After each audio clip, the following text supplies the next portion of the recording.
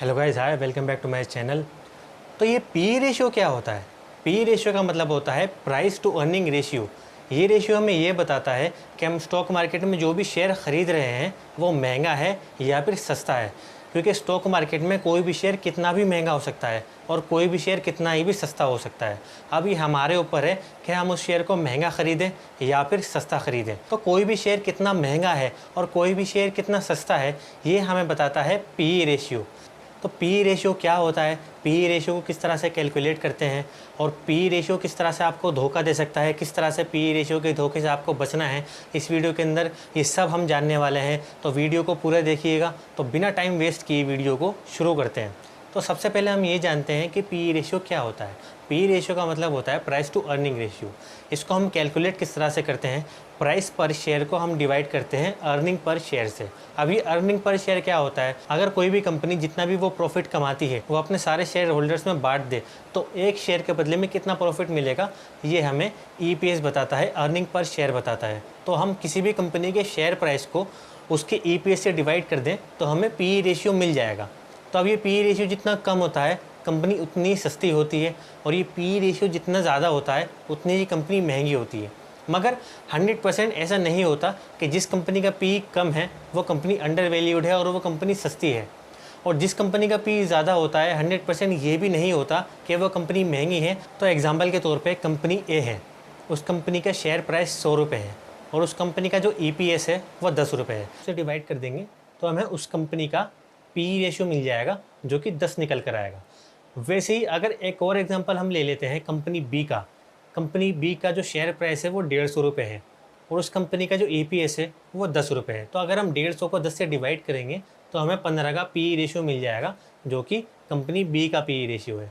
यहाँ पर बहुत सारे इन्वेस्टर्स के दिमाग में ये चल रहा होगा कि कंपनी ए जो है वो सस्ती है क्योंकि उस कंपनी का पी रेशियो कम है, 10 है, और कंपनी बी जो है वो महंगी है क्योंकि उस कंपनी का पी रेशियो महंगा है, 15 है। मगर नहीं, अगर इन्वेस्टिंग इतनी ही आसान होती कि हम किसी भी कंपनी का पी रेशियो देखकर या फिर पीवी रेशियो देखकर उस कंपनी में पैसा इन्वेस्ट कर दें और वो कंपनी मल्टी बैगर बन जाए, तो आज दुनिया का हर दूसरा इन्वेस्टर सबसे अमीर आदमी होता। हमें पी रेशियो या फिर पीवी रेशियो देखकर ब्लाइंडली किसी भी कंपनी में इन्वेस्ट नहीं करना है। हमें ये चेक करना है कि किसी कंपनी का अगर पी रेशियो कम है तो क्यों कम है, और किसी कंपनी का पी रेशियो ज़्यादा है तो क्यों ज़्यादा है।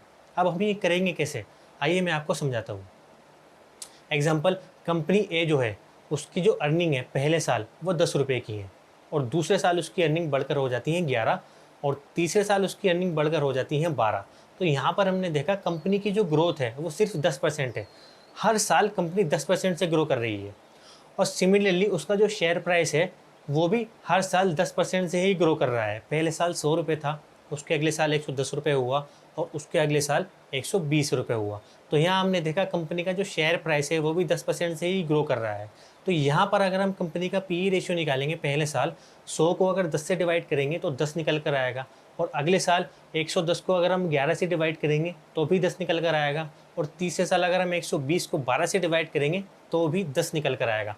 तो यहाँ पर हमने देखा कि कंपनी ए का पी रेशियो कम तो था, मगर वो इसलिए कम नहीं था कि कंपनी वैल्यूड है, वो इसलिए कम था क्योंकि कंपनी बिल्कुल भी अपने प्रॉफिट को नहीं बढ़ा पा रही है, कंपनी बिल्कुल भी ग्रोथ नहीं कर पा रही। हर साल कंपनी 10% की ग्रोथ कर रही है, कभी भी कंपनी 20% या 50% की ग्रोथ नहीं कर रही। तो यहाँ पर जो पी रेशियो कम है वो इसीलिए कम है क्योंकि कंपनी अपनी ग्रोथ को नहीं बढ़ा पा रही है। तो यहाँ पर बहुत से इन्वेस्टर पी रेशियो को देखकर धोखा खा जाते हैं। जिन कंपनीज का पी रेशियो कम होता है उन कंपनीज में ब्लाइंडली इन्वेस्ट कर देते हैं और आगे चलकर उनको लॉस हो जाता है। तो यहाँ पर एक इन्वेस्टर को ये देखना है कि पी रेशियो कम है तो क्यों कम है। अब हम ये बात करते हैं कि जिन कंपनीज का पी रेशियो ज़्यादा होता है क्या वो सारी कंपनी ओवर वैल्यूड होती हैं या फिर उनमें छिपी हुई कुछ कंपनियां अंडर वैल्यूड भी होती हैं। तो चलिए कंपनी बी का एग्जांपल लेते हैं। कंपनी बी का तो पहले साल का शेयर प्राइस था वो 150 रुपये था और कंपनी की जो पहले साल की अर्निंग थी वो 10 रुपये थी। अब अगले साल ये कंपनी अपनी अर्निंग बढ़ाकर डबल कर लेती है, 20 कर लेती है, और उसके अगले साल अपनी अर्निंग बढ़ाकर 40 कर लेती है, 4 गुना कर लेती है। तो यहाँ पर हमने देखा कि कंपनी की जो ग्रोथ है वो 2 गुना, 3 गुना, 4 गुना से हो रही है। और वैसे ही जो कंपनी का शेयर प्राइस है वो पहले साल 150, अगले साल 400 और उससे अगले साल 1000 रुपये का हो जाता है। तो यहाँ पर अगर हम कंपनी का पी रेशियो निकालेंगे पहले साल का, अगर हम 150 को 10 से डिवाइड करेंगे तो 15 का पी रेशियो निकल कर आएगा, और अगर 400 को 20 से डिवाइड करेंगे तो 20 का पी रेशियो निकल कर आएगा, और अगर 40 को 1000 से डिवाइड करेंगे तो 25 का पी रेशियो निकल कर आएगा। तो यहाँ पर हमने देखा जो कंपनी बी है उसका पी इसलिए ज़्यादा नहीं है कि वो ओवर वैल्यूड है, उसका पी इसलिए ज़्यादा है क्योंकि वो कंपनी अपने प्रॉफिट्स बहुत ही तेज़ी से बढ़ा रही है, वो कंपनी अपनी ग्रोथ 2 गुना 3 गुना 4 गुना से बढ़ा रही है, इसीलिए जो उसका पी है वो ज़्यादा है। तो अगर आप कंपनी बी के शेयर्स भी खरीदते हैं, आगे चलकर उनका पी ऑटोमेटिकली कम हो जाएगा। तो पी रेशियो एक इन्वेस्टर को ऐसे ही धोखा दे सकता है कि जिन कंपनीज़ का पी रेशियो कम है उनमें आप इन्वेस्ट कर दीजिए, और जिन कंपनीज़ का पी रेशियो ज़्यादा है वो तो महंगी कंपनीज़ हैं, वो ज़्यादा आगे चलकर रिटर्न नहीं देंगी। तो यहाँ पर हमने ये देखा कि हमें किस तरह से पी रेशियो के धोखे से बचना है और पी रेशियो को अच्छे से एनालाइज करना है।